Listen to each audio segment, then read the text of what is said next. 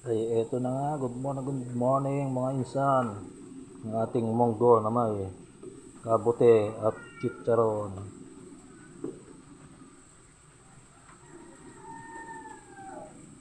Ayan o, sobrang init pa o. Munggo na may chicharon at kabute. Mushroom, ayan. Nagluto tayo ng munggo.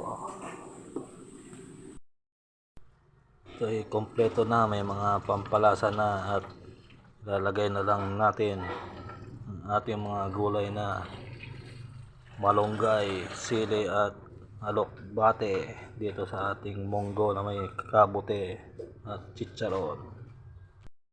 Mga insan at mga lods, lalagay na natin ang halo-halong gulay, alokbate, talbos ng sili at malunggay.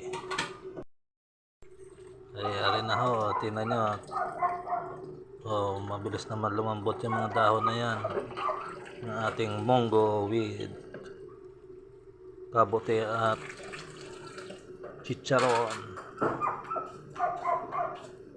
Ay, luto na mga insan.